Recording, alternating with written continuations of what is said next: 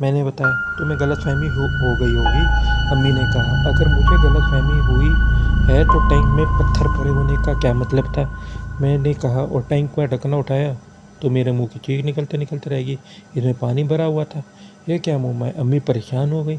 اور ہمارے ایک ماموں تھے رشتے کے، وہ ایب نارمل تھے مگر بہت کم بات کرتے تھے، کھانے کو دے دیا تو کھا لیا، نہیں تو نہیں کھایا، کسی نے منہ دھلایا تو دھو لیا، ورنہ ہفتوں یوں ہی گھومتے رہتے تھے۔ وہ ہماری بڑی مامی کے پاس رہتے تھے۔ بڑی مامی سعودی عرب جانے لگی تو انہیں ہمارے پاس چھوڑ گئی۔ انہیں آئے ہوئے 1-2 روز ہی گزرے تھے کہ کمرے سے ان کے چیخنے کی آوازیں آنے لگی۔ اس وقت صبح کے 4 بج رہے تھے۔ وہ باتھ روم کے دروازے میں کھڑے تھے۔ جس طرح بلی کسی چیز کو دیکھ کر خوفزدہ ہو جاتی تھی، اس کا رواں کھڑا ہو جاتا تھا، اس طرح ماموں کے سر کے بال کھڑے ہوئے تھے۔ ان کا رنگ بالکل سفید ہو رہا تھا۔ وہ ہاتھ اٹھا کر کہہ رہے تھے یہ ہمیں اندر نہیں آنے دے رہا۔ میں آگے بڑھا، امی ابا اور بہنیں سب جمع ہو گئے۔ کون؟ ماموں نے آگے بڑھنے نہیں دے رہا۔ ماموں نے پھر کہا یہ ہمیں آگے بڑھنے نہیں دے رہا۔ میں نے ہمت کر کے آگے بڑھا اور پوچھا مجھے باتھ روم میں کچھ نظر نہیں آ رہا، اس کے دانت باہر ہیں اور سر پر سینگ ہیں۔ اور انہوں نے اندھیرے میں باتھ روم میں اشارہ کیا۔ امی نے اتنی دیر میں آیتوں کا ورد شروع کیا تو پتہ نہیں ماموں کو کیا نظر آ رہا تھا، وہ پھر اچانک نارمل ہو گئے۔ گیا وہ زرد ہو بولے۔ 3-4 دن سکون سے گزرے۔ میں لان میں بیٹھا تھا، عصر کا وقت تھا، اچانک سامنے سے ایک سانپ کا پھن لہرایا۔ میں خوفزدہ ہو کر اٹھنے لگا تو گھاس میں سے سانپ نکل آیا، مگر سانپ سے زیادہ خوفناک بات یہ تھی کہ سانپ کسی اندیکھے ہاتھ میں تھا اور کوئی اسے رسی کی طرح میرے چاروں طرف گھما رہا تھا۔ میں حلق سے کوئی آواز بھی نہیں نکال سکا اور بیٹھے بیٹھے پسینے میں نہا گیا۔ اس گھر میں ضرور کوئی بلا ہے، کوئی عصیب ہے، کچھ بھی ہے ضرور۔ ہمیں یہ گھر فوراً چھوڑ دینا چاہیے۔ میں سوچ رہا تھا۔ ابا نے گھر میں داخل ہوتے ہوئے مجھے گمسم حالت میں دیکھا تو ادھر ہی چلے آئے۔ ابا پر میری جوں ہی نظر پڑی تو میں خوف سے چلا آیا۔ ابا سانپ کہاں سے ہے؟ ابا سمجھے کہ گھاس میں سانپ نظر آ رہا ہے، مگر میں خلا میں دیکھ کر اشارے کر رہا تھا۔ ابا کو وہ سانپ نظر نہیں آ رہا تھا، پھر سانپ غائب ہو گیا۔ میں نے خوفزدہ آواز میں کہا ابا یہ گھر چھوڑ دیں، یہاں کچھ ہے۔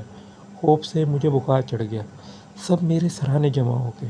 امی پڑھ کر پھونکنے لگی۔ ابا یقینی بے یقینی کے انداز میں بڑبڑائے۔ اور لو خوبصورت مکان، تمہیں اور تمہاری امی کو شوق تھا۔ آج بھی آفس میں ایک آدمی نے بتایا کہ شہر میں ایک گھر موجود ہے، مگر تم لوگ وہاں کیوں جانے لگے؟ میں ابھی تک خوفزدہ تھا، لگتا تھا کہ پھر میرے سامنے کوئی سانپ لہرانے لگے گا۔ میں بولا نہیں ابا ہم چلیں گے۔ امی اور بہنیں میرے ماتھے پر بھیگی پٹیاں رکھ رہی تھیں، ان میں سے کوئی بھی کچھ نہ بولا۔ امی تو بالکل خاموش تھی۔ بہت جلد ہم نے سامان پیک کرنا شروع کیا۔ جس دن ہم آخری کمرے کا سامان پیک کر رہے تھے، اس دن گیٹ پر امی کو ایک خاتون ملی، ان کے ساتھ ان کا بیٹا بھی تھا۔ وہ اس گھر کے سامنے رکنا نہیں چاہ رہی تھی۔ انہیں یہ بھی خبر نہیں تھی کہ ہم لوگ شفٹ کر رہے ہیں۔ وہ امی سے کہہ رہی تھی بہن سچ پوچھیے تو مجھے اس گھر سے بڑا ڈر لگتا ہے۔ میرا بیٹا مجھے زبردستی لایا ہے، یہ کہتا ہے کہ خواہ مخواہ اس گھر کو بدنام کیا ہوا ہے۔ چل کر دیکھیں، 2 ماہ سے لوگ اس میں موجود ہیں، کسی کو کچھ نہیں ہوا۔ کیوں اس گھر کے بارے میں کیا مشہور ہے؟ میں نے پوچھا۔ بیٹا اس گھر میں کبھی کوئی 1 ہفتے سے زیادہ نہیں ٹکا، حد تو یہ ہے کہ مالک مکان بھی نہیں رہ سکے، وہ شہر میں دوسری گھر میں رہتے ہیں، بار بار لوگوں کو دھوکے سے گھر کرائے پر دیتے ہیں، مگر یہ گھر عصیب زدہ ہے۔ اس کے ساتھ والے پلاٹ پر بھی سایہ ہے۔ جو لوگ یہاں گھر بنوا رہے تھے 2-3 مزدوروں کی ہلاکت کے بعد ادھورا چھوڑ کر چلے گئے۔ میرا بیٹا کہتا ہے کہ یہ سب کہانیاں ہیں، مجھے زبردستی آپ سے ملانے لے آیا ہے، مگر مجھے تو ابھی بھی ڈر محسوس ہوتا ہے۔ آپ کو ڈر نہیں لگتا کیا؟ امی ابھی جواب نہیں دے پائی تھی کہ چھوٹی بہن چیختی ہوئی باہر آئی، امی سب نلکوں سے خون آ رہا ہے۔ امی اندر بھاگی، میں بھی اندر آیا۔ کچن کے بیسن میں خون بھرا ہوا تھا، جو بھی نلکا کھولتے خون آ رہا تھا۔ خوف سے سب کا برا حال تھا۔ ہم لوگوں نے اسی دن اس خوبصورت گھر کو خداحافظ کہہ دیا۔ بعد میں امی نے بتایا کہ ان کا پھر ارادہ بدل گیا تھا۔ انہوں نے ابو سے کہا تھا کہ کسی بزرگ سے آثار کھنچوا لیتے ہیں، ایسا گھر پھر نہیں ملے گا، مگر شاید ان کے اس ارادے کی خبر اس گھر میں رہنے والی مخلوق کو ہو گئی تھی، تو اس لیے سب کو خون نظر آیا اور ہم نے گھر چھوڑ دیا۔